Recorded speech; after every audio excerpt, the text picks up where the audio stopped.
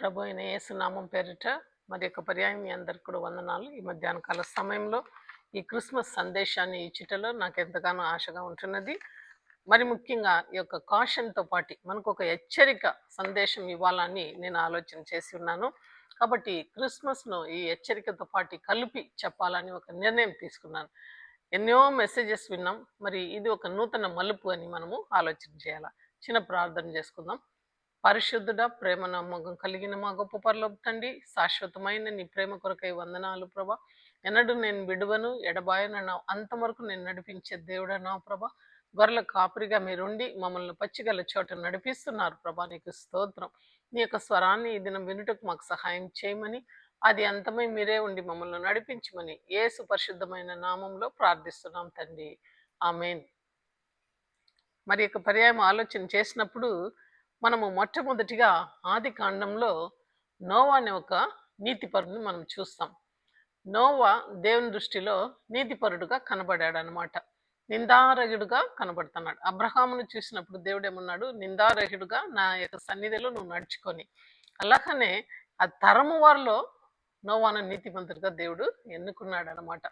మనకందరికీ తెలుసు ఆ కాలంలో ప్రజలు ఎక్కువ పాపం చేశారనమాట. ఆ పాపం దేవుని సన్నిధానంలోకి వెళ్ళిపోయింది. చూడండి ఏమంటున్నాడంటే, మొట్టమొదటిగా 6వ అధ్యాయము 5-7 వరకు చూస్తే, నరుల చెడుతనము భూమి మీద గొప్పదనియు, వారి హృదయముల తలంపులోని ఊకలన్నీ ఎల్లప్పుడూ కేవలం చెడ్డదని యెహోవా చూచి తాను భూమి మీద కలుగ చేసినందుకు, నరులను కలుగజేసినందుకు యెహోవా సంతాపం నొంది హృదయంలో నొచ్చుకొనెను. చూడండి, ఎక్కడైనా ఇది ఉంటుందా? దేవుడు తను సృష్టించిన ఆ యొక్క సృష్టిని చూసి, ఎందుకయ్యా నేను ఈ యొక్క సృష్టిని సృష్టించిన, వీళ్ళ చెడుతనం ఎప్పుడు కూడా ఎల్లప్పుడు చెడుతనంగానే ఉంటున్నది. నరుల యొక్క ఆ యొక్క వాళ్ళ యొక్క తలంపులు, హృదయంలో తలంపులు ఎల్లప్పుడు కూడా కేవలం చెడ్డదని యెహోవా చూచి అని చెప్తుంది. తాను భూమి మీద నరులను చేసినందుకు యెహోవా సంతాపం నొందాడంట. అక్కడ చూస్తే లూసిఫర్ను చేశాడు. ఆ లూసిఫర్ ఏం చేసిందనమాట, దేవునికి దృష్టిలో నేను కూడా సమానంగా వర్షిప్ చేయబడాలని ఆలోచన చేసి తనతో పాటు 1/3 ఆఫ్ ద ఏంజల్స్ను పట్టుకొని అది త్రోసివేయబడింది అనమాట. అయితే ఎప్పుడైతే నరులను సృష్టించారో వాళ్ళైతే వాళ్ళకు కాన్షియస్ ఇచ్చినారు, విల్ పవర్ ఇచ్చినారు, వాళ్ళైనా బాగుండారని చూస్తే వాళ్ళు ఏమన్నారంటే, మేము దేవుని పోలి మేము కూడా మారిపోవాలని తినరాని పండ్లను తిని దేవునికి అవిధేయతలు చూపించారు. అంతేకాకుండా వాళ్ళ చెడుతనం భూమి మీద ఎక్కువైపోయింది. Then he was thinking, the Lord was thinking, why he created. చూడండి 7వ వచనం. అప్పుడు యెహోవా, నేను సృజించిన నరులతో కూడా జంతువులను, పురుగులను, ఆకాశ పక్షులను భూమి మీద నుండకుండా తుడిచివేసేదను, ఎలయనగా నేను వారిని సృష్టించినందుకు సంతాపం నొందెను. చూడండి, ఆయనతో పాటి ఆయన ఏమంటున్నాడు, ఆకాశ పక్షులను తుడిపివేసేస్తాడు, సముద్రంలో ఉన్న మత్స్యలను తుడిపివేసేస్తాడు. అంతేకాకుండా ఆకాశ పక్షులను భూమి మీద ఉండకుండా తుడిచివేసేదను, నరులతో పాటు తుడిచివేస్తానంటున్నాడు. ఏమీ కూడా ఉండకుండా నేను తుడిచివేస్తాను. అయితే నోవు యెహోవా దృష్టికి యెహోవా యందు కృప నొందిన వాడుగా కనబడిననమాట. కాబట్టి ఇంకొక మాట ఏం చెప్తుందంటే, ఈ యొక్క నోవా కాలంలో మనం చూచినప్పుడు దేవుడు ఎంతో సమయం ఇచ్చాడనమాట. ఎటువంటి పాపం చేశారంటే, వాళ్ళు ఆ దినములలో మనుషులు మగవాళ్ళు వెనక మగవాళ్ళు, ఆడవాళ్ళు వెనక ఆడవాళ్ళు, చిన్నపిల్లలు పెద్దోళ్ళని భేదం లేకుండా వ్యభిచారము, జారత్వము మరీ ఎక్కువ కలిగి ఉందన్నమాట. మనం ఆలోచన చేసినప్పుడు సొదొమ గొమొర్రా పట్టణాన్ని నాశనం చేయకముందు దేవుడు ఏం చేశాడంటే, అబ్రహాముకు ఒక మాట సెలవిస్తున్నాడు. నేను చేయబోయే కార్యాన్ని నేను నా యొక్క స్నేహితుడైన అబ్రహాముకు దాచిన అని సెలవిచ్చి ఆయన చెప్తున్నాడు, నేను వెళ్ళుచున్నానంటే. అప్పుడు ఆయన కాళ్ళు పట్టుకొని అడుగుతున్నాడు, అయ్యా 50 మంది నీతిమంతులు ఉంటే ఆ పట్టణాన్ని నాశనం చేయకుండా ఉంటావా అంటే, దేవుడు ఒక నీతిమంతుడు ఉంటే ఆ పట్టణాన్ని నేను నాశనం చేయను అంటున్నాడు. అయితే 45 మంది ఉంటే నాశనం చేయవా అంటే, 45 మంది ఉంటే ఒక్కరు ఉంటే కూడా నేను నాశనం చేయను అంటున్నాడు దేవుడు. అయితే మరీ నేను ధైర్యం తెచ్చుకున్నాను, ఇంకొక మాట నేను అడుగుతానంటే 30 మంది అడుగుతున్నాడు. మళ్ళా దుమ్మి ధూళి వంటి వాడు నేను మాట్లాడ తెగించింతిని అని అబ్రహాం అంటున్నాడు. ఆఖరికి 5 మంది నీతిమంతులు ఉంటే ఆ పట్టణాన్ని నాశనం చేయవా అని అడుగుతున్నాడు. అయితే దేవుడు ఏమంటున్నాడు, ఒక్క నీతిమంతుడు ఉంటే ఆ పట్టణాన్ని నాశనం చెయ్యను అంటున్నాడు. మనం ఈ దినము మనల్ని మనం ప్రశ్న వేసుకోవాలన్నమాట. మనము ఎంతమంది జనాంగాన్ని యేసు వైపు నడిపిస్తున్నాం? మన కుటుంబంలో ఉండే వారందరినీ కూడా మనం యేసు వైపు, రక్షణ వైపు నడిపిస్తున్నామా? ఒకసారి ఆలోచన చేయండి. మన వరకే మనం రక్షణ పొందుకొని బిడ్డలు పాడైపోయినా పర్వాలే, అల్లుడు పాడైనా పర్వాలే, కోడలు పాడైనా పర్వాలే, నువ్వు ఆ రీతిగా ఉంటున్నావా? దేవుడు నిన్ను లెక్క అడుగుతాడు. ఎందుకంటే ఆ హెహెచ్కేల్ గ్రంథంలో ఇంటికి ఇజ్రాయేల్కి నిన్ను కావలివాడుగా నేను పెట్టాను. అయితే నువ్వు ఆ కాపరిత్వం చేయాలి. ఒకవేళ నువ్వు ఆ కావలివాడుగా కాపరిత్వం చేయకపోతే ఆ యొక్క రక్తము నీ మీద మోపబడుతుంది. చూడండి, మనల్ని క్వశ్చన్ చేస్తాడు. So we need to be very very careful అనమాట. ఇక్కడ ఆయన అంటున్నాడు, నరులందరినీ నేను నాశనం చేస్తాను అంటున్నాడు. నోవ కాలంలో ఎంతకాలం చెప్పాడంటే 7వ అధ్యాయము ఒక మాట చెప్తుంది. అప్పుడు నోవగు అతనితో కూడా అతని కుమారులను, అతని భార్యను, అతని కోడళ్లను ఆ యొక్క ప్రవాహ జలములలో తప్పించుకొనుటకై ఆ ఓడలో ప్రవేశించిరి. షేమ్, హామ్, జబత్ అలా ముగ్గురు కుమారులు వాళ్ళ భార్యలు అనమాట. మొత్తం 8 మంది మాత్రమే ఆ యొక్క ఓడలో ప్రవేశించినట్లు మన వాక్యం సెలవిస్తుంది. What are we doing this days? ఒకసారి ఆలోచన చేయండి. మనము మన చుట్టూ ఉండే వాళ్ళందరినీ పరిశుద్ధాత్మ అభిషేకంతో మందల కాపురిగా వాళ్ళని మనం నడిపిస్తున్నామా? ఆలోచన చేయండి. అబ్రహాము గొజాడాడు, మోషే కూడా గొజాడాడు. ఎంతమంది నాశనం అయిపోతారు, వాళ్ళని నాశనం చేస్తానంటే అడ్డుపడాడు. అయితే దేవుడు అంటున్నాడు, మనమున్న చోట మనం కూడా మనుషుల్ని దేవుని కోసం సమ్మార్చాల. ఎంతమందిని మనము సమ్మార్చగలుగుతాం? ఒకసారి ఆలోచన చేయండి. నోవా దినములలో కేవలం 8 మంది మాత్రమే. అందుకే దేవుడు చాలా ఆయాసపడి ఈ మాట చెప్తున్నాడు, నరుని దినములు 120 సంవత్సరమే. మన ఆలోచనలంతా కూడా చెడే అని దేవుడు పలుకుతున్నాడు. కాబట్టి అక్కడ మనం చూస్తే 120 సంవత్సరము అక్కడ వాక్యం చెప్పబడింది అనమాట. 120 సంవత్సరం వాక్యం చెప్పబడినప్పటికీ ఒకరిలో కూడా మార్పు లేదు. పక్కింటి వాళ్ళు కూడా మాట వినలేదనమాట.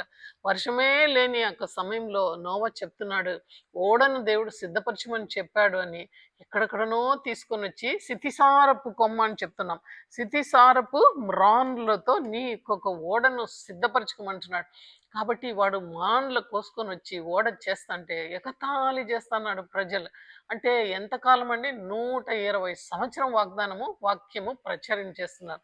కోడలు చేస్తుంది, అల్లుళ్ళు కుమారులు చేస్తున్నారు, తన భార్య సహకారి. చూడండి, జంతువులు ఒక్కొక్క జంతులో ఆడ మగ తీసుకొచ్చి అరలరలుగా లోపల పెట్టమంటే ఎంతో విశ్వాసం. ఆలోచన చేయండి. పాములు ఇక్కడ ఉంటుంది, ఏనుగులు ఉంటుంది, పావురాలు ఉంటాయి. మన ఇంట్లో ఏదైనా చిన్న జంతువులు పెంచాలంటేనే మనం అల్లాడిపోతాం. అయితే లోకంలో ఉండే పాకుచున్నవి, ఆకాశ పక్షులు, సముద్రపు మచ్చలు అన్నీ కూడా అక్కడ ప్రతి ఒక్కటిని నోవాకు దేవుడు ఆజ్ఞయించాడు. రెండుగా జతలుగా పెట్టమంటే ఏ అయితే కొలతలు ఇచ్చాడో ఆ రీతిగా నోవ కట్టి అవన్నీ కూడా లోపల ప్రవేశపెట్టాడనమాట. ఆయనతో పాటు ఆ 8 మంది కూడా లోపల వెళ్ళారనమాట. అయితే ఇక్కడ నేనేం చెప్తున్నానంటే, అలాగ వచ్చినప్పుడు ఆ యొక్క జల ప్రళయం వచ్చి ఒక జడ్జిమెంట్గా మారిపోయిందనమాట. సొదొమ గొమొర్ర పట్టణం నాశనమైనప్పుడు అబ్రహాము మొరపెట్టినాడు కాబట్టి లోతు కుటుంబం మాత్రం బయటికి తీసుకొచ్చాడు దేవుడు. అగ్ని గంధం కురుస్తుంది. ఆ టైంలో లోతు భార్య వెనక తీసి తిరిగి చూచి ఉప్పు స్తంభమైంది. అయితే ఇక్కడ నోపు దినములలో మనం చూస్తాం, ఆ యొక్క వర్షం స్టార్ట్ అయిందనమాట. అంటే ఆ జల ప్రళయం ఏం చేసిందంటే ఒక జడ్జ్మెంట్, ఒక తీర్పుగా మారిపోయింది. అది ఒక సాదృశ్యం. మనము కొరింథీ పత్రికలో చక్కగా చూస్తాం. 10వ అధ్యాయంలో మనమందరూ కూడా ఇజ్రాయేల్ లాగా మనము వెళ్ళుచున్నాం. మనలో సనుగుడు గొనుగుడు ఉంటున్నది. ఆ బండైన క్రీస్తులో మనం కూడా నీళ్లు తాగినాం. అయితే ఇవన్నీ నీకు ఎందుకు రాయబడిందంటే యుగమందు ఉన్న ఇహమందు ఉన్న మనకి ఇది ఒక దృష్టాంతంగా రాయబడి ఉంది అని సెలవిస్తున్నారు. అంటే ఒక మాదిరిగా రాయబడింది. వాళ్ళు ఎవరైతే గునిగినారో సనిగిరారో వాళ్ళ యొక్క శవము అరణ్యంలోనే ఉండిపోయింది అనమాట. అలాగనే పరమకాలానికి వెళ్ళుచున్న మనము దేవుని మాటకు లోబడుచున్నామా? అయితే ఆ జలప్రలయం వస్తుంది అంటే ఎవరు కూడా ఖాతరు చేయాలి. 8 మంది మాత్రమే లోపలికి ప్రవేశపెట్టినారు. అయితే జడ్జిమెంట్ వచ్చేసింది అనమాట. కాబట్టి ఈ దినములలో నోహపు దినములలో జడ్జిమెంట్ వచ్చింది. ఈ ఈ దినం నీకు కృప చూపించబడింది. కృప, దేవాది దేవుని యొక్క కృప చూపించబడింది అనమాట. దేవుడే ఏం చేశాడు, కమాండ్ లెట్ మీ గో అని తన యొక్క చిన్న బిడ్డ రూపంలో తన శరీరాన్ని దాల్చుకొని ఆ ఏకైక కుమారుడు ఫిలిప్పు పత్రికలు చూస్తాము, తను తాను రిత్తునుగా చేసుకొని భూమి మీదకి అవతారం ఎత్తి ఆయన భూలోకానికి వచ్చినట్లు మనం చూస్తాం. చూడండి, మనం ఆలోచన చేసినప్పుడు నరుడు ఆమ్స్టర్డామ్ అంటాం కదా, ఆయన మొట్టమొదటి పాదములు ఆ యొక్క చంద్రుని మీద పెట్టినప్పుడు లోకం స్పందించిపోయిందనమాట. అయ్యో, ఆయన వచ్చి పాదము ఆ యొక్క మూన్లో పెట్టేశాడు అని ఎంతో సంతోషించారు. చూడండి, ఈ లోకాన్ని సృష్టించిన దేవుడు భూమి మీద మన మాదిరి ఒక శరీరం దాల్చి భూమి మీద తన పాదాడుగు మోపినాడంటే వినుటకే ఎంతో ఆశ్చర్యంగా ఉంటున్నది కదా. అనేక మంది యెరూషలేము పట్టణానికి వెళ్ళిన వారు వాళ్ళ యొక్క అనుభవాల్ని తెలిపినప్పుడు వాళ్ళ పాదాలు ఎంతో ఉనికిపోయిందంట యెరూషలేము పట్టణంలో కాలు పెట్టేదానికి. ఎందుకంటే ఈ లోకాన్ని సృష్టించిన దేవుడు ఆ యొక్క పాదం అక్కడ మోపాడు అనమాట. కాబట్టి ఈ వాక్యం వినిచిన ప్రియ బిడ్డ, నీకెంత మాత్రము శ్రద్ధ ఉంటున్నదా? ఈ రాబోయే ఉగ్రత కోసం ఈ లోకం పెట్టబడి ఉంది అని వాక్యం సెలవిస్తుంది. చూడండి, అయితే ఆ కాలంలో ఏ పాపం చేశారు అని ఒకసారి ఆలోచన చేసినప్పుడు వాళ్ళు తినచ్చు. మత్తయి సువార్త 24:38లో వాళ్ళు నోపు దినములలో ఏం చేశారంటే వాళ్ళు తినచ్చు, త్రాగొచ్చు, పెళ్లి చేసుకుంటూ పెళ్లికి ఇచ్చిచ్చు, అలాగా వాళ్ళు జీవించినారు. అంటే ఇట్స్ అ నార్మల్ లైఫ్ అనమాట. అంటే దేవుని మీద ఏమాత్రం ఆధారపడకుండా తినచ్చు, త్రాగుతూ ఈ దినములలో కూడా ఆ రీతిగానే ఉన్నాం. ఫాస్ట్ ఫుడ్ తింటాం, మనం అటు ఇటు వెళ్తున్నాం, ఫ్యామిలీగా రెస్టారెంట్స్కి వెళ్తున్నాం.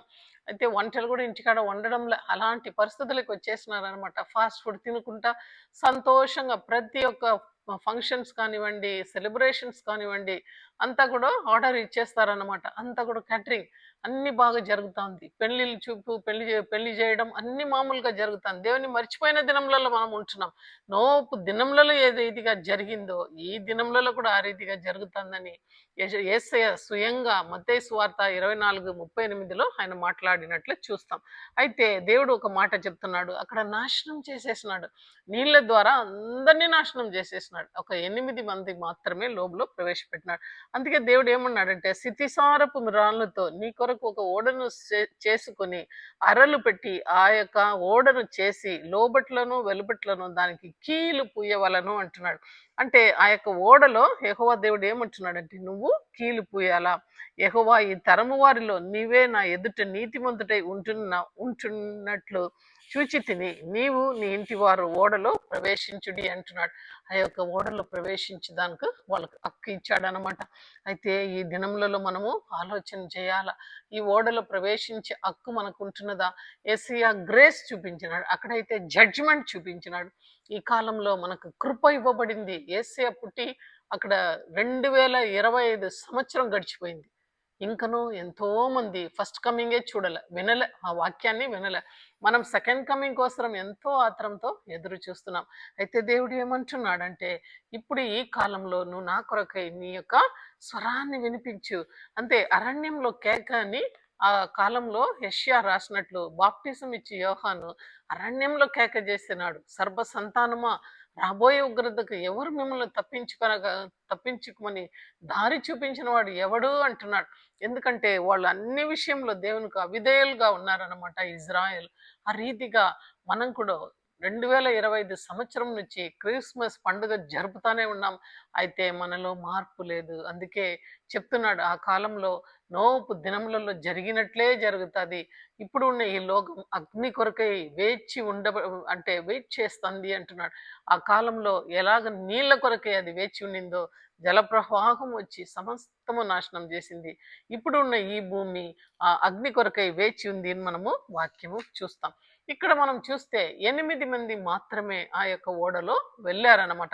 ఆ ఓడను మనం చూచినప్పుడు ఆ ఓడ దేవునికి సాదృశ్యంగా ఉందన్నమాట. యేసయ్య యొక్క సిలువ ఆ ఓడకు సాదృశ్యంగా ఉంది. ఆ యొక్క సిలువను 2 పక్కల కీలు పూసినారనమాట, రక్తంతో పూయబడింది. యేసయ్య సిలువ వేసినప్పుడు ఆయన శరీరంలో ఉన్న రక్తమంతా కూడా భూమి మీద కింద పారిపోయిందనమాట. అంతేకాకుండా సిలువ అంతా కూడా రక్తము మడుగుగా తయారైంది.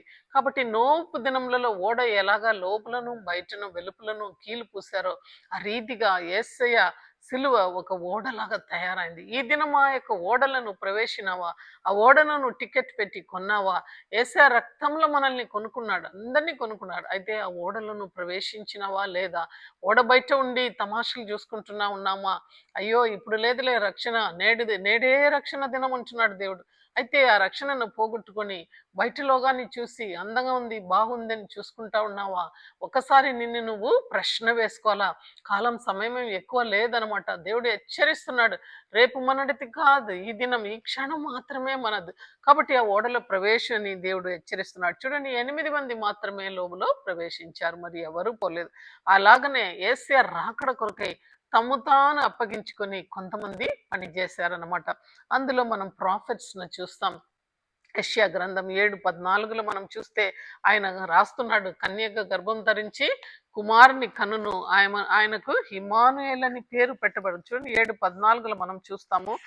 చూడండి, కన్యక గర్భం ధరించి కుమారుని కనును, ఆయనకి ఇమ్మానుయేల్ అని పేరు పెట్టబడుదును అని సెలవిస్తున్నాడు. అంతేకాకుండా మత్తయి 1:23లో కూడా, ఇదిగో కన్య గర్భవతి కుమారుని కనును, ఆయనకి ఇమ్మానుయేల్ అని పేరు పెట్టుదురు.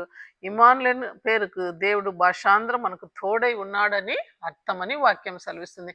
అంతేకాకుండా మీకా ప్రవర్త కూడా ఏం చెప్తున్నాడంటే, అక్కడ ఒక చక్కని మాట చెప్తున్నాడు. యూదా ప్రాంతంలో ఉన్న బెత్లెహేమా, నువ్వు ఎంత మాత్రం అల్పమైనది కాదు. ఎందుకంటే నీలో నుండి ప్రభు పుడతాడు, యేసయ్య పుడతాడు, ఈ లోకాన్ని ఏలు దేవుడు పుడతాడని బెత్లెహేం గురించి మాట చెప్పబడింది. అలాగనే మనము యెషయా 9:6 చూస్తే అక్కడ కూడా ఈ రీతిగా, ఎలయనగా మనకు శిశువు పుట్టెను, మనకు కుమారుడు అనుగ్రహింపబడను, ఆయన భుజము మీద రాజ్యభారం ఉండును, ఆశ్చర్యకరుడు, ఆలోచనకర్త, బలవంతుడైన దేవుడు, నిత్యుడకు తండ్రి, సమాధాన కర్త అధిపతి అని అతనికి పేరు పెట్టబడును అని సెలవిస్తుంది. అంటే ఇవన్నీ కూడా ప్రవర్తలు సిద్ధపరిచారనమాట. నిన్ను నేను ఎన్నో థౌజండ్స్ ఇయర్స్ ముందర ఈ యొక్క ప్రవచనాలు జరిగిపోయినాయి. అయితే మెస్సియా అనే ఒకడు రాబోతున్నాడు. ఆయన ద్వారానే ఈ లోకానికి రక్షణ కలుగబోతుంది. ఆయన యుగ యుగం మనతో పాటు ఉండే ఇమ్మానుయేల్‌గా ఉండబోతున్నాడని ప్రవచించారనమాట. వాళ్ళు ప్రవచించిన వాళ్ళందరూ కూడా పరిశుద్ధాత్మ ప్రేరేపణతో ప్రవచించారని వాక్యం సెలవిస్తుంది. అనేక పర్యాయం నాకు ఈ వాక్యము చాలా ఇష్టము. 2వ పేతురులో మనము విని ఈ యొక్క వాక్యాలని కట్టుకథలు కాదని బైబిల్ గ్రంథము సూటిగా మనకు సెలవిస్తుంది. చూడండి, 2వ పేతురు మనం చూచినప్పుడు అవి మనకు తెలియగా తెలుపుతున్నారు. 22వ పేతురు మనం చూసినప్పుడు అక్కడ మనం ఈ వాక్యము మనకు ఉంటున్నది అనమాట. అక్కడ ఏమంటున్నారంటే, ఇవన్నీ కూడా పరిశుద్ధాత్మ ప్రేరణతో. We also have the prophetic word. 2వ పేతురు 1:19. We also have the prophetic word made more sure, which you do well to heed as a light that shines in the dark place until the day dawns and the morning star rises in your hearts. Knowing this first, that no prophecy of the scripture is of any private interpretation, but the prophecy never come by the will of man, but by the word of God. చూడండి, ఈ జరిగిన కార్యాలన్నీ కూడా మనుషులు తెలియపరిచినవి కాదు. ఆయా సమయమందు ఈ ప్రాఫిట్స్ అందరూ they were inspired by the Holy Spirit and they spoke. అంటే ఎవరినైతే ప్రేరేపించారు. చూడండి, అక్కడ చూస్తే యెషయాను ప్రేరేపించాడు. ఆయన రాశాడు, ఆలోచనకర్త, ఆశ్చర్యకరుడు అలా పుడతాడని. అదే యెషయా ఏమంటున్నాడు, కన్యక గర్భం ధరించి కుమారుని కనును అని అన్నాడు. అలాగనే చూస్తే మీకా ఏమన్నాడు, బెత్లెహేమా నువ్వు ఎంత మాత్రం అల్పమైనది కాదు అన్నాడు. అదే సమయంలో ఆమోస్ రాస్తున్నాడు, అదే సమయంలో అబగూకు రాస్తున్నాడు, అదే సమయం జకర్యా రాస్తున్నాడు. అలాగా ఒక్కొక్కరు, దానియేలు రాస్తున్నాడు దర్శనం. అవన్నీ కూడా మనం కంపేర్ చేస్తే everyone was inspired by the Holy Spirit and they wrote the Bible అనమాట. ద స్క్రిప్చర్ మొత్తం కూడా సజీవ వాక్ అనమాట. దీన్ని మనం విశ్వసించాలా. ఆ కాలంలో ఏ రీతిగా అయితే నో కాలంలో నశించిపోయినారో, ఈ కాలంలో అందరు కూడా ఆ 8 మందిలో మొట్టమొదటిగా ప్రాఫిట్స్ వస్తారు. వాళ్ళు సిద్ధపరిచినారనమాట. ఈ ఓడ లోకంలోకి రావాలంటే, యేసయ్య ఓడ రావాలంటే మార్గాన్ని సిద్ధపరిచిన వాళ్ళలో ప్రాఫిట్స్ మొట్టమొదటిగా. రెండవదిగా బాప్టిజం ఇచ్చి యోహాను గురించి మనము చూడాలి. ఆయన అరణ్యంలో కేకన్న, అంటే ఆయన పరిశుద్ధాత్మ అభిషేకంతో ఆయన కూడా పుట్టినవాడు. చూడండి, ఎంతో వృద్ధాపంలో ఉంటున్న ఆ యొక్క దంపతులు ఇద్దరు వెరీ ఓల్డ్ కపుల్ అనమాట, జకరియా, ఎలిజబెత్. అయితే మరియమ్మతో గబ్రియల్ అంటున్నది, అంటే గొడ్రాలు అనబడిన ఎలిజబెత్కి ఇది 6వ నెల అంటున్నాడు. చూడండి, దేవునికి అసాధ్యం అంటూ ఏమీ లేదు అంటున్నాడు. కాబట్టి ఆ ఎలిజబెత్ ఏం చేస్తుందంటే ఆమె కూడా గర్భం ధరించి పరిశుద్ధాత్మతో గర్భం ధరిస్తుంది. కాబట్టి జకరియా ఎలిజబెత్ దంపతులకు పుట్టినవాడు బాప్టిసం ఇచ్చు యోహాను. ఆ బాప్టిసం ఇచ్చి యోహాను స్త్రీలు కనిన వాళ్ళందరిలో ఆయన ధన్యుడు అని చెప్తున్నారు అనమాట. అంత గొప్ప ఒక ప్రవక్త. ఆయన అంటున్నాడు, ఇదిగో ఆయనకు మార్గంను సరళపరుస్తాడు, నాకన్నా వెనక వచ్చేవాడు ఆయన చెప్పులు మోయట కూడా నాను పాత్రుడు కాను అని బాప్టిసం ఇచ్చి యోహాను సెలవిస్తున్నాడు. కాబట్టి అక్కడ సర్ప సంతానమా, రాబోయే సంగతులను తెలియపరిచిన వాడు ఎవడు మీకు అని గర్జించి ఆయన చెప్తున్నాడు. కాబట్టి ఆయన కూడా యేసు రావాల లోకంలో ఉంటే ఆ యొక్క మార్గంను సిద్ధపరిచిన వాళ్ళు బాప్టిసం ఇచ్చి యోహాన్ కూడా ముందు ఉండాడనమాట. ఆయన చెప్తున్నాడు, నేను మీకు నీళ్లతో బాప్టిసం ఇస్తున్నాను, నా వెనక వచ్చేవాడు మీకు అగ్నితో పరిశుద్ధాత్మతో అభిషేకం బాప్టిసం ఇస్తాడని మాట సెలవిస్తున్నాడు. కాబట్టి ఆ 8 మంది గుంపులో ప్రాఫిట్స్ మొట్టమొదటిగా, అటు తర్వాత బాప్టిజం ఇచ్చి యోహాన్. అటు తర్వాత మనం చూస్తాము మేరీ కూడా, అంటే మరియమ్మ తల్లి, యేసు యొక్క తల్లి కూడా తను తాను సిద్ధపరచుకునింది. ఆమె నాదా నీ మార్గంలో నన్ను ఎన్నుకున్నావు, నేను ఏ పాటి దానని ఎంతో దీనంగా ఆ యొక్క వార్త ఎప్పుడైతే ఆ యొక్క గబ్రియల్ దేవదూత సెలవిస్తుందో వెంటనే ఆమె తను తాను అప్పగించుకునింది. మరియ ఏం చెప్తుందంటే, అప్పుడు మరియా ఇట్లా నన్ను నా ప్రాణము ప్రభువును గనపరుచున్నది, ఆయన తన దాసురాని దీనస్థితిని కటాక్షించెను, నా ఆత్మ నా రక్షకుడైన దేవునిందు ఆనందించెను, సర్వశక్తి మందుడు నాకు గొప్ప కార్యములు చేసెను, కనుక ఇది మొదలుకొని అన్ని తరములు వారు నన్ను ధన్యురాలని చెప్పుదరు అని చెప్తుంది అనమాట. చూడండి, షీఈస్ అక్సెప్టింగ్. ఆ దినములలో ఎంత భయంకరమైన పరిస్థితి, కన్నికగా ఉండి గర్భం ధరించిన ఎడల రాళ్లతో కొట్టి చంపే సమయం. అలాంటి సమయంలో పరిశుద్ధాత్మ ఆమెతో సర్వోన్నతుడైన శక్తి నిన్ను కమ్ముకొను సెలవిచ్చినప్పుడు ఆమె షీ యాక్సెప్టెడ్ ఇట్ అనమాట, హెవెన్లీ కాలింగ్. కాబట్టి పరిశుద్ధంగా దాన్ని ఆమె అంగీకరించినట్లు మనం చూస్తాం. తర్వాత యోసేపు కూడా ఆమెకు చెప్పనంలో ఎలాగనే ఆయన అనుకుంటున్నాడు ఆ దినమంతా కూడా, ఈమెను నేను విడనాడాల, ఎందుకంటే ఎంతో మంచిది మరియమ్మ, అయితే ఈ వార్తను నేను అక్సెప్ట్ చేయలేనని ఆయన కూడా రహస్యంగా ఆమెను నేను విడనాడుతాను, ఆమెను నేను చూపెట్టను లోకానికి చెడ్డగా అని మంచి నిర్ణయం తీసుకొని వాడు నీతి పరుడును వాక్యం సెలవిస్తుంది. కాబట్టి జోసెఫ్ కలల ద్వారా మత్తయి సువార్త 1:20-24 చూస్తే అక్కడ దేవుడు ఆయనతో కూడా మాట్లాడుచున్నాడు అనమాట. ఆమె గర్భంలో ఉండింది పరిశుద్ధాత్మ వలన కలిగినది అని చెప్పినప్పుడు ఆయన ఇంటిలోకి మరియమ్మను చేర్చుకున్నట్లు చూస్తాం. ఆయన కూడా ఒక పాత్రంగా ఈ ఓడను సిద్ధపరిచాడు. మరలా మనం చూస్తే shepherd's also, though they listened the word right in the midnight, they went and saw the child and proclaimed the good news to the whole world. వాళ్ళు లోకమందటికి సాటి చెప్పారు అనమాట. అయ్యా, పరలోకం నుంచి ఒక సైన్యం మాతో వచ్చి పాట పాడింది, మేము ఆ వెలుగును చూచినాం, ఆ శిశువును కనుక్కున్నాం, వాళ్ళు చెప్పిన ఆనవాళ్ళను మేము చూసాము, ఆ పొత్తిగుడ్డలో చుట్టబడి ఉంటుందని సెలవిచ్చినప్పుడు మేము వెళ్ళి దాన్ని చూసినామని కనుక్కున్నామని సాక్ష్యం ఇచ్చి ఆ ఓడను సిద్ధపరచలో వాళ్ళ పాత్రం ఎంతగానో ఉంది. అటు తర్వాత జ్ఞానులను మనం చూస్తాం. ఆ వైస్మెన్ కూడా మనం చూసినప్పుడు ఎంతో దూరం నుండి తూర్పు దేశపు జ్ఞానులు ఆ నక్షత్రం చూసి కష్టపడి వచ్చారు. అప్పటికి ఆ చైల్డ్కి 2 years అయిపోయిందనమాట. కాబట్టి వాళ్ళు ఆయనను పోయి మొక్కుకునేటప్పుడు, ఆరాధన చేసి పూజించినప్పుడు యేసయ్యకు అప్పుడు 2 సంవత్సరం అయింది. Almost 2 years they travelled. ఎంతో కష్టంతో ఆయనను కనుక్కున్నాడు. అయితే అన్యజనుల మధ్యలో వాళ్ళు సాక్షిగా నిలబడినారనమాట. వాళ్ళు కూడా ఓడను సిద్ధపరిచినారు. మరి యొక్క గుంపును మనం చూసినప్పుడు సిమియోను అన్న, వాళ్ళిద్దరు కూడా ఎంతో కాలం నుండి దేవాలయంలో దేవుని రాకడ కొరకు ఎదురు చూచినారనమాట. రక్షణ వార్త కొరకు ఎదురు చూచారు. కాబట్టి దేవా, ఇప్పుడు నీ యొక్క రక్షణను కనులార మేము చూచినామని పరిశుద్ధాత్మ ప్రేరేపణతో వాళ్ళు కూడా మాట్లాడినట్లు వాక్యం సెలవిస్తుంది. చూడండి, they were waiting for the child, waiting for the coming of the lord. Messiah రాకడ కొరకై వాళ్ళని దేవుడు అక్కడ పెట్టి ఉన్నాడు అనమాట. ఎంతో చిన్న వయసులో విధవరాలు ఆయన అన్న ఆ యొక్క ఆలయంలో ఉంటుంది 84 సంవత్సరం. అటు తర్వాత అక్కడ చూస్తే సిమియోను కూడా ఉంటున్నాడు. వాళ్ళిద్దరూ రిసీవ్ చేసుకున్నారు. ఇంకా 8వ జంట ఎవరని చూస్తే జకరయ్య ఆ ఎలిజబెత్ దంపతులు. కాబట్టి ఈ 8 మంది ఓడను సిద్ధపరిచారు. ఆ కాలంలో నోవా ఓడలో ఆ యొక్క భార్య భర్త మరి కొడుకులు కోడళ్ళు ఆ 8 మంది సిద్ధపరిచారు. ఇక్కడ చూస్తే మరియమ్మ, యోసేపు, బాప్టిసం ఇచ్చి యోహాను, షెపర్డ్స్, జ్ఞానులు, సిమియోను, ఆ యొక్క జకయ్య దంపతులు, అంతేకాకుండా ప్రాఫిట్స్ అందరూ కలిసి కట్టుగా ఈ యొక్క ఓడను సిద్ధపరిచినట్లు ఉంటాం. కాబట్టి ఈ దినం ఓడ సిద్ధంగా ఉంటున్నది.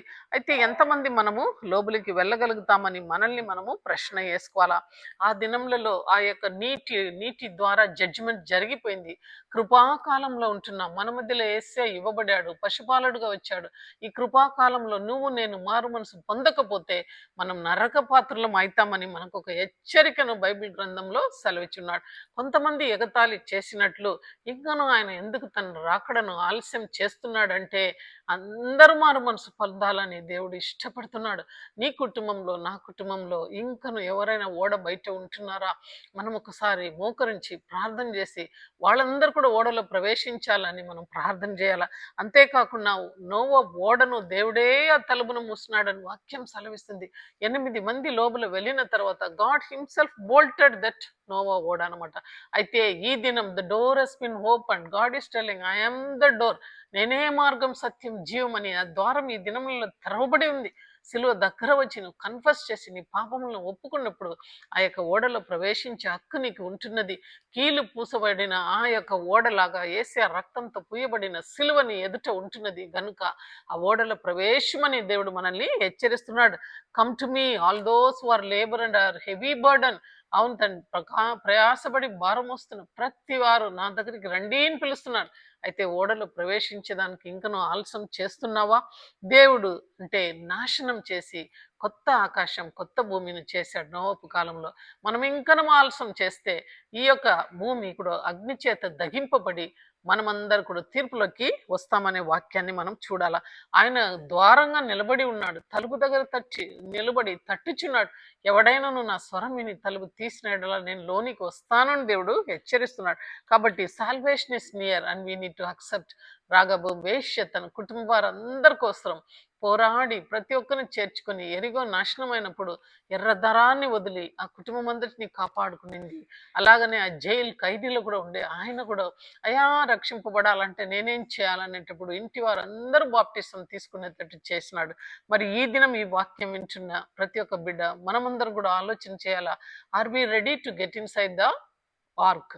ఆ ఆర్క్ ఏమైందంటే నీళ్ళ మీద పైకి వెళ్ళి ఆఖరికి ఒక కొండ మీద అది రెస్ట్ అయిందనమాట. అలాగనే కడపటి దినములలో అలాగనే జరగబోతుంది. యేసయ్య మాత్రం మనల్ని పైకి తీసుకొని ఇటానిటీ నిత్యత్వానికి ఆయన తీసుకుపోతాడు. ఆయన అందులోనే మనకు రెస్ట్ ఉంటున్నది. లోపల ఉండే వాళ్ళు ఎవ్వరు కూడా నీళ్లు రాలే, బయట ఉండే వాళ్ళే నీళ్లు నాశనం అయినారా. 8 మంది సేఫ్ గార్డ్ చేయబడినారు. ఇప్పుడు యు ఆర్ ఇన్ క్రైస్ట్, యేసు క్రీస్తునందు ఉన్నప్పుడు నీకు ఏ శిక్ష విధియు లేదు. మనం ఆయనలో ఉండాలా, మన జీవం ఆయనలో దాచి ఉంచబడాలని దేవుడు ఎదురు చూస్తున్నాడు. కాబట్టి ఈ దినమే ఈ వాక్యం వినేటప్పుడే కన్నీళ్లు కార్చి దేవుని సన్నిధానంలో వచ్చి నీ పాపాలని ఒప్పుకొని ఆ ఓడలో ప్రవేశమని దేవుడు హెచ్చరిస్తున్నాడు. ఈ కొద్ది మాటలను మన వినికిడిలో దేవుడు ఆశీర్వదించును కాక. ఆమేన్. ప్రార్థన చేస్తాం. అన్ని ఆశీర్వాదములు కారణభూతుడైన మా గొప్ప పరలోక తండ్రి, అయా ఎంత గొప్ప సత్యాన్ని ప్రభా మాకు మరుగుపరిచి ప్రభా ఈ దినం నాయన నీ బిడ్డలు వినులాగిన నాయన దీన్ని నువ్వు బయలుపరిచావు. అవునా తండ్రి, ఆ దినములలో జరిగినట్లే నోపు దినములలో ఏ రీతిగా జరిగింది ఆ రీతిగానే ఈ దినంలో కూడా జరగబోతుంది అని మీరు హెచ్చరించారు. 1000 సంవత్సరం ఒక దినం ప్రభా నీకు. కాబట్టి ప్రభా ప్రతి ఒక్క బిడ్డనైనా తన యొక్క పాపంలో ఒప్పుకొని ఓడలో ప్రవేశించుటకు నీ సిలువ దగ్గర వచ్చి నిలబడి కన్నీళ్లు కార్చి పాపములను ఒప్పుకొని ఆ ఓడలో ప్రవేశించుటకు సహాయం చేయండి. యేసు అనే ఓడ మా కొరకే సిద్ధపడి ఉంటున్నది. ఆనాడు నోపు ఓడ ప్రభా కీలు పూయబడి లోపలను బయటను వెలుపులను కీలు పూయబడి ఇదిగో ప్రభా శితిసారపు రాన్తో చేయబడి అది నిలబడింది. అందరు కూడా లోపలికి వెళ్ళారు. మేము కూడా ప్రభా సిలువలో రక్తం అవునైనా పూయబడి ఉంది. ఆ ఓడలో మేము ఎక్కినప్పుడు పరలోక రాజ్యానికి మేము చేరుతామనే నిరీక్షణ మాకు ఉంటున్నది తండ్రి. ఈ వాక్యాన్ని హృదయంలో విశ్వసించి నోటితో ఒప్పుకున్నవారు పరలోక రాజ్యం వెళ్ళగలుగుతారు. వాళ్ళకి నాయన రెండవ మరణం మీద అవునా తండ్రి ఆ ఏలుబడి చేయలేదు ప్రభా. కాబట్టి నాయన ఈ సత్యాన్ని ప్రజలు ప్రభా గ్రహించి అనేక మందికి ఇదిగో ఓడ సిద్ధంగా ఉంటున్నదని తెలియపరచుటకు సహాయం చేయమని యేసు పరిశుద్ధమైన నామంలో ప్రార్థిస్తున్నాను తండ్రి. ఆమేన్.